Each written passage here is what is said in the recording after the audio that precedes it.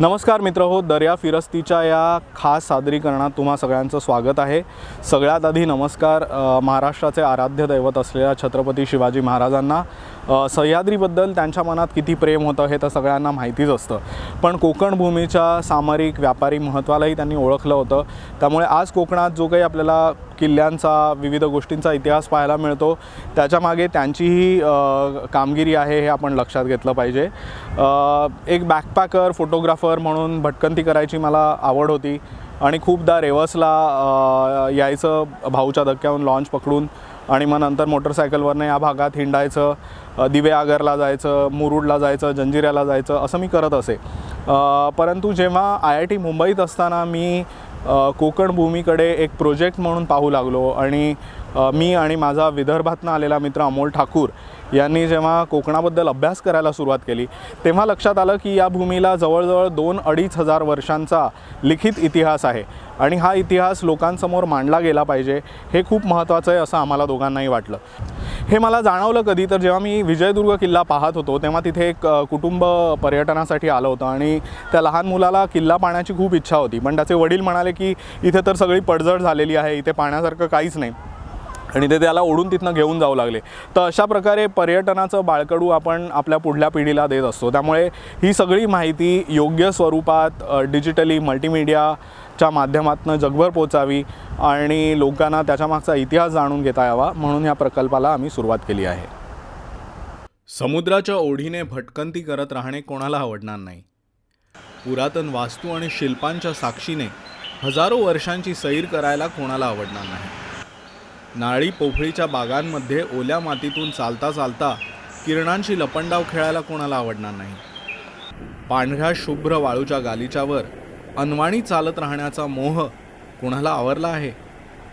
समुद्राची गाज ऐकणे आणि ते समुद्रगीत ऐकत राहणे हा आमचा आवडता छंद। अथांग समुद्राच्या साक्षीने वसलेल्या साध्या माणसांची ही गोष्ट आहे। माणसांच्या, घरांच्या, नद्यांच्या, लाटांच्या, बागांच्या, देवळांच्या, देवांच्या, व्यापाऱ्यांच्या खूप खूप गोष्टी सादर करत आहोत दर्या फिरस्ती।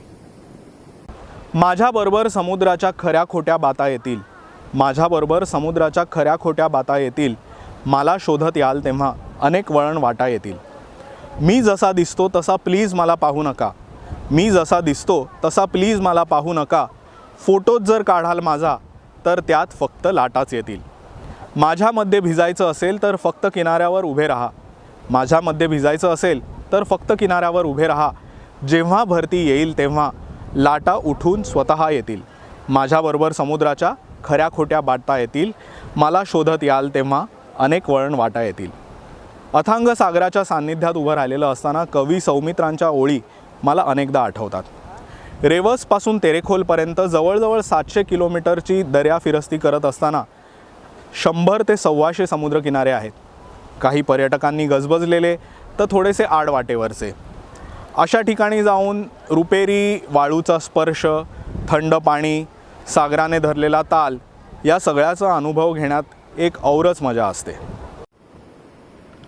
कोंडुरा किनारा अगदी छोटासाच, नजरेच्या कोनात मावेल असा। ओहोटीचे पाणी पावलांना थंडावा देणारे, नारळाच्या झावळ्यातून झिरपणारे किरण आणि सावल्यांची नक्षी। वेते गावचा रम्य सागर तीर, शांत सुंदर मुग्ध करणारा, किंवा गोडिवणे किनाऱ्याचे अस्पर्श अनाघ्रात सौंदर्य। आंबोळगडच्या किनाऱ्यावर अनुभवायला मिळणारी सागराची धीर गंभीर साद, किंवा जवळच मुसाकाजी बंदरातून दिसणारं समुद्राचं गूढ अद्भुत रूप। कोंडविलपासून सर्वे आदगावपर्यंत सागराला सोबत देत जाणारा रस्ता पाहताना समुद्राच्या उंबऱ्यावर वसलेल्या गावांचा हेवा वाटतो। तुम्ही जर चोखंदळ सागरप्रेमी असाल तर बाकाळेसारखी सागर रत्ने शोधाल। मध्यान्नीच्या सूर्यालाही चमचमत्या वाळूत अलगद भेटाल। लाटा कधी एकलकोंड्या होडीला अलगद झुके देतात, लाटा कधी एकलकोंड्या होडीला अलगद झुके देतात, कधी निरागस नात्यांना जणू ओंजळीत घेतात। समुद्र तोच, पण नव्या मैलाच्या दगडावर नवे रूप घेतो। समुद्र तोच, पण नव्या मैलाच्या दगडावर नवे रूप घेतो, गडद निळ्या आभाळाला क्षितिज सोबत देतो. कौलारू घरं, नारळ सुपारीच्या बागा, छोटे पण गजबजलेले रस्ते, बाजार, समुद्राजवळ कोळीवाड्यांमध्ये सुरू असलेली लगबग, हे सगळं पाहिलं की असं वाटतं जणू काही काळ इथे थबकलेला आहे. आता मात्र या हिरवळीतून हळूहळू मोबाईल टॉवर डोकावायला लागलेले आहेत. शहरी झगमगाट इथेही पोचायला लागलेला आहे. तरी आजही काही गावं अशी आहेत जी त्यांचा ग्रामीण बाज टिकवून आहेत. कोळथरे, केळशी, देवाचे गोठणे कितीतरी उदाहरणं देता येतील. पण तुम्ही जर मला विचाराल की समुद्राशी अगदी अतूट नातं टिकवून असलेलं गाव कोणतं, तर माझं उत्तर असेल बुधल. गुहागरच्या दक्षिणेला असलेलं हे गाव. शांत आणि निवांत ग्रामस्थ आणि भरतीच्या लाटांचे रौद्र तांडव असा नजारा इथे पाहताना आपण एका वेगळ्याच अद्भुत विश्वात पोहोचतो. चंद्रकोरीच्या आकाराचा छोटासाच किनारा आणि सागराच्या मायेने वसवलेलं हे कोळ्यांचं गाव. फेसाळत्या लाटा आणि घोंगावणारा वारा यांची मैफिल ऐकावी तर इथं. बुधल कड्यावरचे राकट रांगडे खडक इथं अनादी कालापासून समुद्राच्या सामर्थ्याशी झुंज घेत आले आहेत. बाओबाबचं झाड बुधलच्या गुढतेत अजूनच भर घालणारं. योगायोग असा की आभाळाचा कॅनव्हासही नाट्यमय व्हावा. मासेमारीसाठी आपल्या बोटी सज्ज करणारे कोळी बांधव कुतूहल मिश्रित हास्याने स्वागत करतात. भरतीचं आवर्तन पाहत इथं कितीही वेळ बसलं तरी कंटाळा येत नाही. रत्नागिरीच्या उत्तर टोकावरील वेळास, नाना फडणवीसांचं मूळ गाव. आज हे गाव प्रसिद्ध आहे ऑलिव्ह रिडले कासवांच्या संवर्धनासाठी. वेळासला हक्काचे माहेरघर मानून ऑलिव्ह रिडले कासवाची मादी इथं अंडी घालते.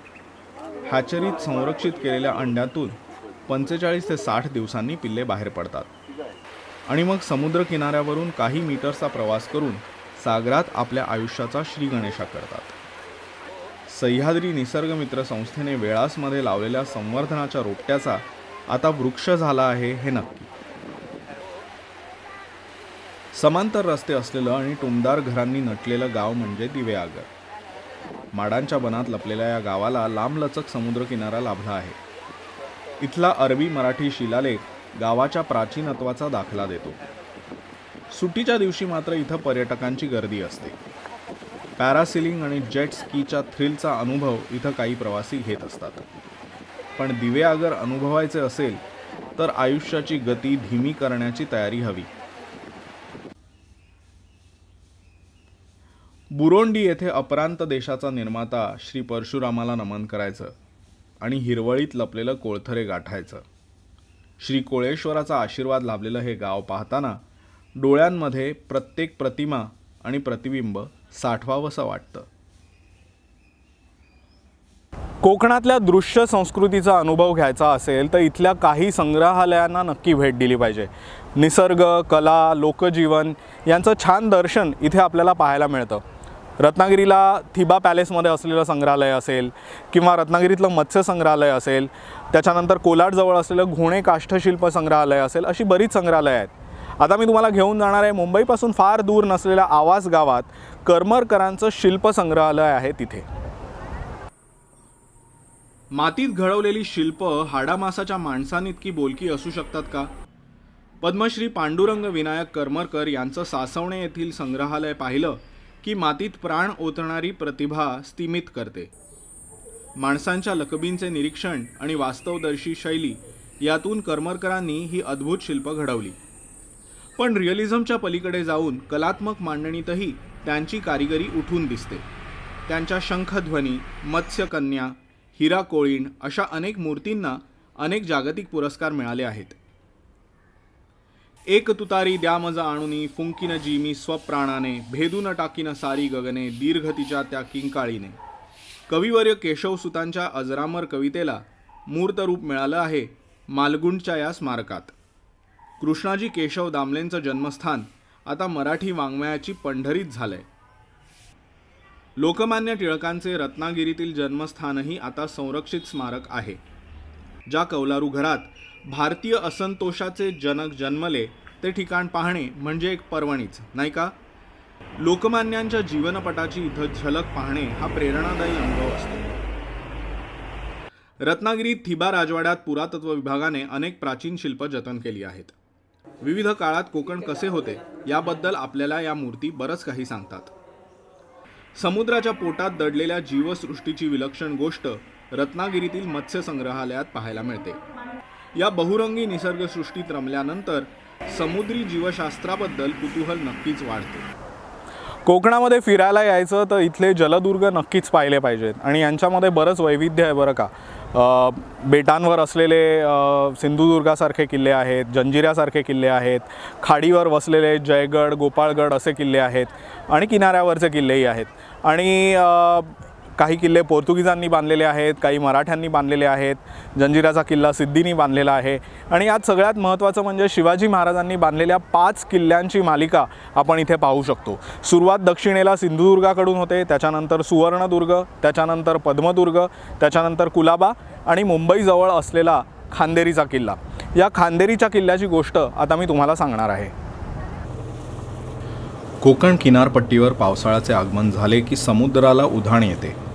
अगदी कसलेले तांडेलसुद्धा या काळात समुद्राच्या सामर्थ्यासमोर नतमस्तक होतात. पण छत्रपती शिवरायांच्या आज्ञेचे पालन व्हावे म्हणून भर पावसाळ्यात मराठ्यांच्या आरमाराने इंग्लिशांच्या आरमारी ताकदीला वेसण घालणारा खांदेरी किल्ला बांधला. अथक प्रयत्न करूनही आरमारी युद्धतंत्रात प्रगत इंग्रजांना खांदेरी जिंकता आला नाही. मुंबईच्या अगदी जवळ असूनही काहीसा एकाकी पडलेला हा जलदुर्ग. दगडी चिरे एकमेकांवर रचून खांदेरीची तटबंदी बांधलेली दिसते. किनाऱ्यावर असलेले खडक समुद्राच्या लाटांचा आघात झेलत बुरुजांचे संरक्षण करतात. इथल्या ऐतिहासिक दीपगृहातून विहंगम सागर दर्शन होते. छत्रपती शिवाजी महाराजांनी बांधलेल्या 5 जलदुर्गांपैकी सगळ्यात विशाल आणि मजबूत किल्ला म्हणजे सिंधुदुर्ग. 1 कोटी होन खर्च करून महाराजांनी हा किल्ला बांधून घेतला. हिरोजी इंदुलकराची रचना असलेल्या या दुर्गाच्या बांधकामात 500 पाथरवट, 200 लोहार आणि 100 पोर्तुगीज कारागीर आणि 3000 मजूर यांनी जवळपास 3 वर्षात किल्ल्यांचे बांधकाम पूर्ण केले.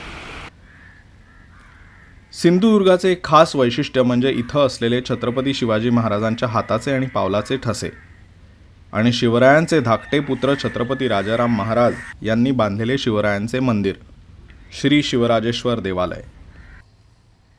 मंदिरातील मूर्ती ही शिवरायांची विरासन घातलेली मूर्ती आहे. मुल्हेरी मूठ असलेली शिवरायांच्या वापरातील तलवारही इथं ठेवण्यात आलेली आहे. सागराच्या अथांग गहिऱ्या निळाईबरोबर या कुरुंदाच्या खडकाच्या पिवळ्या, नारिंगी, हिरव्या छटा एक वेगळाच दृश्य परिणाम इथं निर्माण करतात. छत्रपती शिवराय आग्र्याला अडकलेले असतानाही सिंधुदुर्गाचे बांधकाम सुरूच राहिले आणि वेळेत पूर्ण झाले हे विशेष. घेरिया म्हणजेच विजयदुर्ग, मराठा आरमाराच्या सामर्थ्याचे प्रतीक. मूळ किल्ला 5 एकरांचा होता. शिवरायांनी त्याचा विस्तार 17 एकर क्षेत्रफळात केला. तिहेरी तटबंदी आणि 27 बुरुज मराठा दुर्गबांधणीचे वैभवच दाखवतात. मराठ्यांचा अव्वल आरमारी शत्रू म्हणजे जंजिऱ्याचा सिद्दी. त्याने जझीरा-ए-मेहरूब नावाचा बलाढ्य, बेलाग आणि अजिंक्य किल्ला बांधला. इथल्या प्रचंड तोफा सिद्दीच्या ताकदीची कल्पना देतात. काही युरोपियन बनावटीच्या तोफाही इथं आहेत. त्याला आव्हान देण्यासाठी शिवरायांनी सिद्दीच्या उरावर पद्मदुर्ग उभा केला. पद्मदुर्ग पाहायचा असेल तर लाटांवर स्वार होऊन पाऊण तासाचा प्रवास करावा लागतो. किल्ल्याची बरीच पडझड झाली असली तरी त्याच्या मूळ वैभवाची कल्पना येते. दुर्दैवाची गोष्ट म्हणजे किल्ला दुर्गम असूनही मोठ्या प्रमाणात इथं प्लास्टिकचा कचरा पोहोचला आहे. कोकणात फिरंग्यांनी बांधलेले रेवदंडा आणि कोरलई सारखे किल्लेही आहेत. युरोपियन दुर्ग स्थापत्याबद्दल आपल्याला हे किल्ले पाहताना कल्पना येते. मराठा आरमाराचा पाया शिवरायांनी रचला आणि त्याच्या सामर्थ्याचा कळस सरखेल कान्होजी आंग्रेंच्या काळात गाठला गेला. अलिबागच्या कुलाबा किल्ल्याच्या परिसरात आंग्रेंच्या सैन्याने इंग्लिश पोर्तुगीज संयुक्त फौजेचा धुव्वा उडवला होता. मराठ्यांच्या पराक्रमाची तीर्थे असणारे हे जलदुर्ग आपण कोकणात भटकंती करत असताना आवर्जून पाहायला हवेत.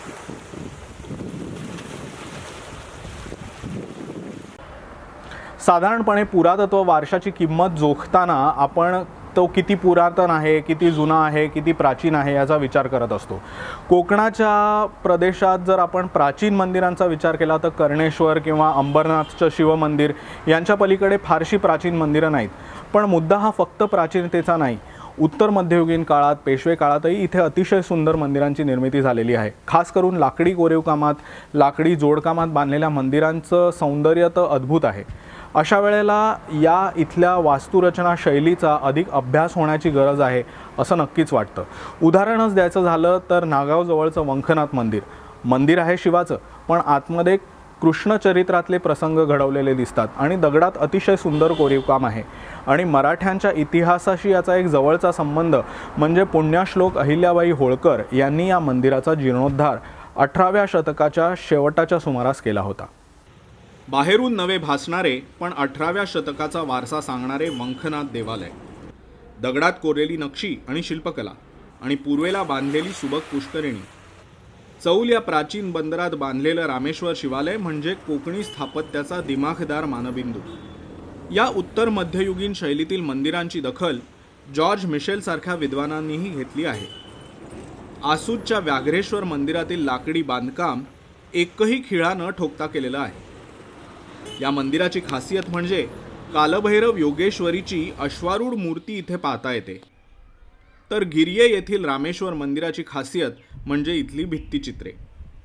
रत्नागिरीचे पतितपावन मंदिर म्हणजे बहुजनांना वेदांचा अधिकार नाकारणाऱ्या धर्ममार्तंडांना आव्हान देत स्वातंत्र्यवीर सावरकरांनी साकारलेलं समतेचं मंदिर.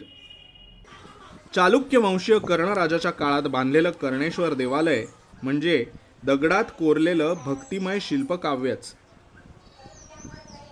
अपरांत भूमीचा इतिहास पाहिला की लक्षात येतं की कोकण किनारपट्टीचा जागतिक स्तरावरील व्यापारी केंद्रांशी संपर्क होता. अरबस्तान, ग्रीस, युरोप, चीन या ठिकाणांशी कोकणची सांस्कृतिक आणि व्यापारी देवाणघेवाण सुरू होती. कित्येक ठिकाणहून आंतरराष्ट्रीय प्रवासी इथे येऊन वर्णने लिहून गेलेले आहेत. त्यामुळे साहजिक आहे की इथे मंदिरांच्या जोडीला अन्य धर्मियांची स्थळेही आपल्याला पाहता येतात. मशिदी आहेत, चर्चेस आहेत. इतकंच नव्हे तर ज्यू बांधवांची सिनॅगॉगसुद्धा आहेत, दफनस्थळेही आहेत. हा वारसा जास्त करून आपल्याला उत्तर कोकणात पाहायला मिळतो. अलिबागच्या इस्रायल आळीतील हे मेगन अबोध सिनेगॉग शेकडो वर्षांपूर्वी भारतात आलेल्या ज्यू बांधवांचे प्रार्थनास्थळ. इथे जवळच आहे बोर्लीचे शारे शलॉम सिनेगॉग आणि रेवदंड्याचे बेथेल सिनेगॉग. किहीमजवळ नवगाव येथील दफनभूमी ज्यूंच्या भारतातील आगमनाची कहाणी सांगते. वशिष्ठी नदीच्या मुखाशी दाभोळ येथे 17व्या शतकातील मासाहेब मशीद आहे. विजापूरची राजकन्या आयेशा बीबीने ही मशीद 1659 मध्ये बांधली. आवारात प्रवेश करताच अष्टकोनी हौद आणि कारंजे लक्ष वेधून घेते. 75 फुटी घुमट असलेली ही मशीद कामिल खान नावाच्या वास्तुरचनाकाराने बांधली. दाभोळ परिसरात इतरही अनेक इस्लामी वास्तू दिसतात. कॅम्प दापोलीतील सेंट अँड्रू चर्च भग्न असले तरी गॉथिक शैलीतील बांधकामाचा एक उत्कृष्ट नमुना आहे. आणि पाच पंढरीचे सेंट अँड चर्च हे कॅथलिक पंथीयांचे आहे. डचांचा अंमल असलेल्या वेंगुर्ल्यात आमराईत दडलेले रोझरी चॅपल आणि इमॅक्युलेट कन्सेप्शन चर्च पाहता येते. तेरेखोल किल्ल्यामधील सेंट अँथनी चर्च धर्मांध पोर्तुगीज सत्तेच्या अत्याचारांचे साक्षीदार आहे. कोकण आणि पश्चिम महाराष्ट्राची खासियत म्हणजे इथे असलेली कातळांमध्ये खोदलेली लेणी. आपण अजंठा वेरूळबद्दल तर ऐकलेलं असतं, पण कोकणातल्या लेण्यांची तितकीशी चर्चा होत नाही. मुंबईमध्ये म्हणाल तर मंडपेश्वर लेणी, महाकालीची लेणी, जोगेश्वरीची लेणी आहेत. त्याच्यानंतर दापोलीजवळ पन्हाळे काजी इथे असलेली हिंदू लेणी आहेत. मांदाड खारीवर असलेली कुडे मांदाडची बौद्ध लेणी आहेत. आणि मुंबईपासून फार दूर जर जायचं नसेल तर 1 तासाच्या बोटीच्या प्रवासात असलेली घारापुरीची किंवा एलिफंटाची लेणी ही तर विश्व वारसा स्थळ म्हणून जगभर लोकप्रिय आहेत. मुंबईपासून काही मैलांच्या अंतरावर समुद्रात श्रीपुरी म्हणून प्रसिद्ध असे एक बेट होते. व्यापाराची समृद्ध बाजारपेठ म्हणून या शहराची कीर्ती युरोपपर्यंत पोहोचली होती. इथल्या गजांत लक्ष्मीचे प्रतीक म्हणून कदाचित बांधलेला एक प्रचंड दगडी हत्ती अनेक शतके या बेटाची ओळख होता. आजही आपण त्या बेटावर सफर करायला जाऊ शकतो. एलिफंटाच्या मुख्य गुफेत शंकराची पिंडी असलेला एक चौकोनी गाभारा जरी असला तरी एकंदर रचना आणि आराखडा एखाद्या म्युझियमच्या गॅलरीप्रमाणे आहे. खांबांच्या सभामंडपातून चालताना एक एक शिल्प विशिष्ट ठिकाणी उभे राहून पाहायचे. मध्ययुगीन काळात जेव्हा युरोपियन लोकांनी ही लेणी पाहिली तेव्हा त्यांना हे अपौरुषेय आणि जादुई वाटलं. डॉम जिआओ दी कास्ट्रो म्हणतो की हे हिंदू लेणे इतके सुंदर आहे की एवढ्या मोठ्या प्रमाणात अशी शिल्पे बनवणं माणसाच्या कुवती पलीकडची गोष्ट भासते. शिव पार्वतीच्या विवाहाचा क्षण चितारण्यात आला आहे कल्याण सुंदर शिवाच्या देखाव्यात. उमा किंवा पार्वती विवाहासाठी तयार असून लाजऱ्या वधूला वडील राजा हिमवान धीर देत असलेला दिसतो. विवाहासाठी ब्रह्म पुरोहिताच्या भूमिकेत आहे. शिवाय विष्णू, पार्वतीचा भाऊ मैनाक आणि इतर देवताही तिथं आहेत. शिवाचे गंगेला धारण करणारे गंगाधर रूपही इथं फार सुंदर रीतीने चितारण्यात आले आहे. एक एक शिल्प म्हणजे काळाची एक फ्रेम नसून सगळी गोष्ट उलगडणारा संच आहे हे आपल्याला लक्षात येतं. 16 फूट उंच शिव तर 12 फूट 4 इंच उंचीची पार्वती. शिव आपल्या जटातून गंगा नदीला धारण करत आहे. राजा भगीरथ प्रणाम करायला झुकला आहे. गंगेचं येणं न आवडलेली पार्वती नजर फिरवून अलिप्त उभी आहे. तर शिव एका हाताने तिला अलगद स्पर्श करून आश्वस्त करत आहे. असा हा देखावा. इथंही ब्रह्मा, विष्णू, इंद्र हा सर्व देखावा पाहताना दिसतात. शिवभैरवाचे उग्र रूप आपल्याला दिसते ते अंधकासूर राक्षसाच्या वधाचा प्रसंग दाखवणाऱ्या शिल्पात.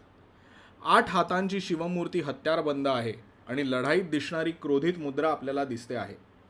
या राक्षसाला ब्रह्माने असा वर दिला होता की याला मारू पाहताना याच्या रक्ताचा थेंब जोवर जमिनीवर पडत राहील तोवर त्याला जीवन मिळत राहील.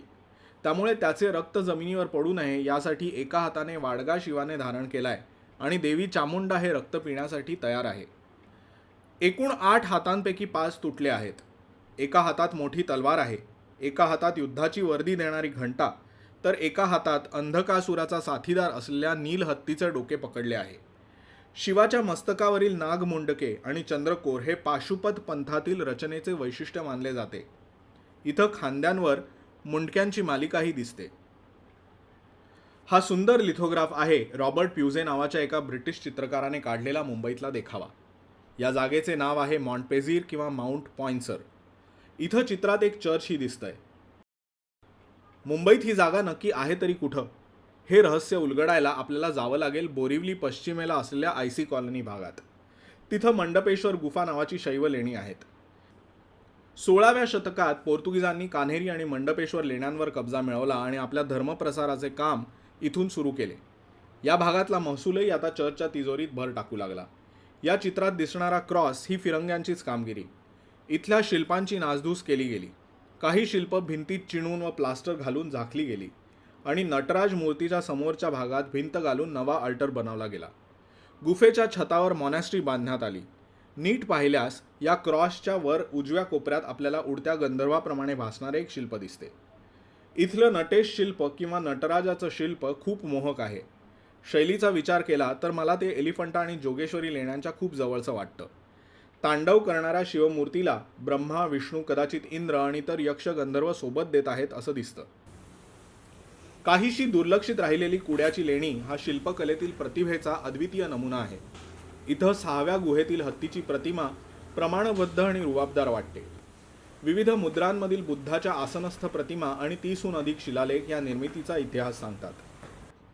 मुंबईतच कान्हेरीच्या डोंगरात सुमारे 120 गुफा कोरल्या गेल्या.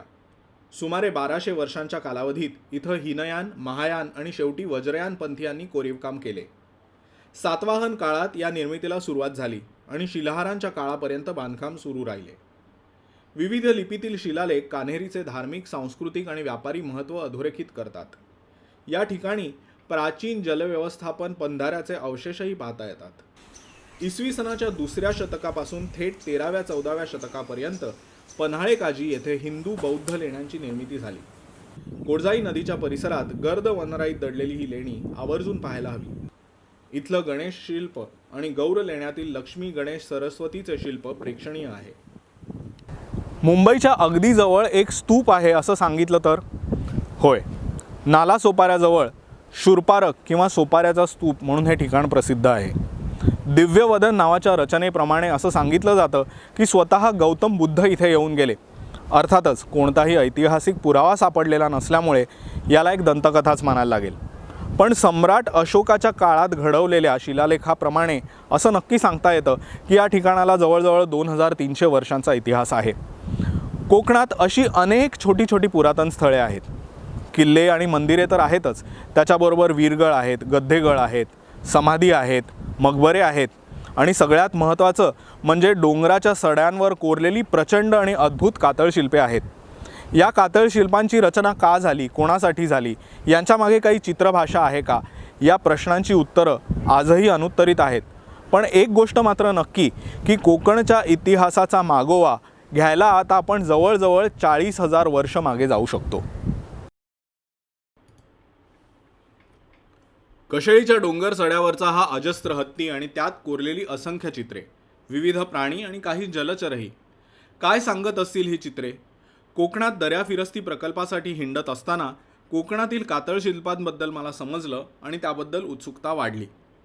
2012 पासून सुधीर रिसबूड आणि धनंजय मराठे या दोघांनी अशी 1200 कातळशिल्पे शोधून काढली आहेत. आता महाराष्ट्राचे पुरातत्व निर्देशक डॉक्टर तेजस गर्गे आणि नव्या दमाचा आर्किओलॉजिस्ट ऋत्विज आपटे या कातळशिल्पांवर सरकारी आणि संशोधनाच्या दृष्टीने बहुमोल काम करत आहेत. सुमारे 10,000 ते 40,000 वर्षे जुनी असण्याची शक्यता असलेली ही कातळशिल्पे कोकणच्या इतिहासाची दालने उघडू शकतील. इथं विविध प्राणी आहेत, चिन्हे आहेत, मनुष्य आकृती आहेत आणि ॲब्स्ट्रॅक्ट किंवा अमूर्त चित्रेही आहेत. ही चित्रे खोदण्यामागचं प्रयोजन काय? या ओळखीच्या खुणा असतील की संदेश? एकच चित्र कुठं पुन्हा दुसरीकडे सापडतं आहे असं नाही. मग या चित्रभाषेला अर्थ असेल का? की हा तेव्हाच्या सांस्कृतिक धार्मिक कर्मकांडाचा भाग असेल? यात असलेले प्राणी पूर्वी कोकणात असतील का? या चित्रांमध्ये कुठेही शेती नाही. मग प्राणी आहेत म्हणजे शिकार करून जगणाऱ्या मानवाचा ठेवा आहे का हा? जितकं या चित्रांबद्दल समजेल, कुतूहल आणि गूढरम्यता तितकीच अजून वाढत जाणार आहे. देवी हसोळ येथे आर्यादुर्गा देवीचे मंदिर प्रसिद्ध आहे. त्या देवळासमोरच एक अमूर्त पद्धतीचे कातळशिल्प आहे. हे बरेच आतवर खोदलेले कोरीवकाम आहे. कोणती हत्यारे किंवा तंत्रज्ञान वापरून ही कातळशिल्पे खोदली गेली असावीत याबद्दलही कुतूहल निर्माण होते. स्थानिक मंदिरांच्या दंतकथा आणि कर्मकांडांमध्ये या शिल्पांना स्थान मिळालेले आहे. बारसू येथे खोदलेल्या कातळशिल्पांमध्ये व्याघ्र प्रतिमा दिसतात आणि सोबत मानवी आकृती दिसते. ही देवतेची कल्पना आहे की शिकारीचे चित्रण? कोकणात ज्ञात नसलेले प्राणीही अनेक ठिकाणी कातळशिल्पांमध्ये आहेत. हा मानव स्थलांतरित होता म्हणून हे प्राणी दिसतात की पूर्वी कोकणात हे प्राणी होते? कितीतरी प्रश्न अनुत्तरित आहेत आणि संशोधनाचे आव्हान आपल्यासमोर ठेवत आहेत. ॲबिसिनिया म्हणजेच इथिओपियातून आलेल्या आणि सुरुवातीला गुलामी करून यथावकाश आपल्या कर्तृत्वाच्या जोरावर उत्कर्ष साधलेल्या सिद्धींनी उत्तर कोकणावर वर्चस्व प्रस्थापित केले. अभेद्य आणि अजिंक्य असा जलदुर्ग जंजिरा त्यांची राजधानी होता. मुरुडजवळ खोकरी आणि खारशेत नावाच्या गावांजवळ आपण काही घुमट असलेले मकबरे पाहू शकतो. सिद्धी सत्ताधीशांची ही थडगी आहेत. अलिबागमधील शाळेजवळ छत्रीबाग नामक एक आंग्रेकालीन बाग प्रसिद्ध आहे. या बागेत आंग्रे घराण्यातील सदस्यांच्या स्मृतीनिमित्त बांधलेल्या छत्र्या आहेत. आता इथं बरीच पडझड झालेली असली तरी या दगडी छत्र्यांवरील कलाकुसर पाहण्यासारखी आहे. इथल्या 1 एकर परिसरात जवळजवळ 20 वृंदावने आहेत, पण त्यापैकी नक्की कोणते कोणाचे हे मात्र माहिती अभावी लक्षात येत नाही. मराठा आरमाराचे सरखेल कान्होजी आंग्रे यांची समाधी इथेच आहे. तसाच एक छत्रीचा चौथरा रामेश्वर मंदिरामागेही चौलला आहे. रत्नागिरी जिल्ह्यात नितांत सुंदर विष्णूमूर्ती पाहता येतात. शेडवई गावातील श्री केशरनाथ, सडवे गावातील विष्णुशिल्प, टाळसुरेची भग्नमूर्ती आणि पंचनदीच्या सप्तेश्वर मंदिरातील केशव. सह्याद्रीच्या माथ्यावरून पश्चिमेकडे खळाळत सिंधू सागराला जाऊन मिळणाऱ्या कोकणातल्या नद्या आजही आपले अलौकिक नैसर्गिक सौंदर्य जपून आहेत. तिथं त्यांच्या खोऱ्यांमध्ये चालणाऱ्या बॅकवॉटर टुरिझमची आपली एक स्वतःची वेगळी जागा आहे. मुचकुंदी, सावित्री, वशिष्ठी, अंबा, कुंडलिका अशी कितीतरी महत्त्वाची नावं नजरेसमोर येतात. बाणकोट नावाच्या ठिकाणी सावित्री नदी सिंधू सागराला जाऊन मिळते. ते ठिकाण रत्नागिरी आणि रायगड जिल्ह्यांची सीमारेखा आहे. इंग्लिशांच्या काळामध्ये इथं एक हृदयद्रावक घटना घडली होती. बाणकोट किल्ल्याच्या पश्चिम तटावरून खाली किनाऱ्याच्या दिशेने पाहिले की एक स्तंभ आणि एक त्रिकोणी बांधकाम दिसते. जवळ जाऊन पाहिलं की त्या त्रिकोणी स्मारकातून काढलेला एक श्रद्धांजलीपर कोरीव लेख आपल्याला दिसतो. ब्रिटिश रेसिडेंट चार्ल्स मॅलेटचा मुलगा आर्थर मॅलेट, त्याची पत्नी सोफिया आणि मुलगी ॲलन हेरिएट यांच्या स्मरणार्थ बांधलेलं हे स्थळ आहे. 1855 साली आर्थर मॅलेट त्याची 25 वर्षाची पत्नी आणि 32 दिवसांची मुलगी बाणकोटला सावित्री नदीतून प्रवास करत होते. या खाडीत त्यांच्या बोटीला जलसमाधी मिळाली आणि या दोघींसह 13 खलाशीसुद्धा मारले गेले. वाघोटण नदीच्या खाडीत मराठा आरमारासाठी बांधलेली आंग्रेकालीन गोदी आहे. या गोदीची क्षमता 350 टन जहाजांची होती आणि पुढे सरदार आनंदराव धुळपांच्या कारकिर्दीत ही क्षमता वाढवून 500 टन करण्यात आली असे इतिहासकार मानतात. केळशीजवळ भारजा नदीच्या मुखाशी एक वाळूची टेकडी आहे. काही शतकांपूर्वी आलेल्या सुनामीमुळे ही वाळूची टेकडी निर्माण झाली असे संशोधक मानतात. रेवस ते तेरेखोल या 700 किलोमीटर लांब किनारपट्टीची भ्रमंती फक्त 52 तासात करणं म्हणजे जवळजवळ अशक्यच. पण तरी चित्र आणि व्हिडिओच्या माध्यमातून किमान यांची छोटीशी झलक पाहता येईल असा प्रयत्न मी करतो आहे. एक मात्र नक्की सांगायला पाहिजे की कोकणात भ्रमंती करायला जात असताना प्लास्टिक, गोंधळ, गोंगाट हे आपल्याला घेऊन जायचं नाही आहे. आपल्याला डोळस आणि पर्यावरण स्नेही पर्यटन करायचं आहे. इथे जाताना अगदी आवश्यक तेवढं सामान घेऊन जायचं, निसर्गाचा आदर करायचा आणि परत जाताना फक्त फोटो आणि भरपूर आठवणी घेऊन जायचं. लोकमान्य सेवा संघाने मला हा मंच दर्या फिरस्तीबद्दल तुम्हा सगळ्यांना सांगायला उपलब्ध करून दिला, त्याबद्दल त्यांचे मनपूर्वक आभार. श्री अरुण फडके, लोकेश तारदाळकर आणि शेफालीताई वैद्य यांचेही खूप खूप आभार. लोकमान्य सेवा संघाच्या ग्रंथपाल मंजिरी जोशी वैद्य यांचेही मनपूर्वक आभार. निरोप घेता घेता तुम्हाला एक आवर्जून कळकळीने सांगावंसं वाटतं की ही चित्रभ्रमंती वेब मल्टीमीडियाच्या माध्यमातून जगभर पोचावी यासाठी ब्लॉग आणि यूट्यूब चॅनल करत आहे. त्यासाठी निधी संकलनाचा प्रयत्न सुरू आहे. त्याला तुम्ही सगळ्यांनी यथाशक्ती हातभार लावावा आणि आमचा उत्साह वाढवावा ही विनंती. जय हिंद, जय महाराष्ट्र. छत्रपती शिवाजी महाराज की जय. नमस्कार.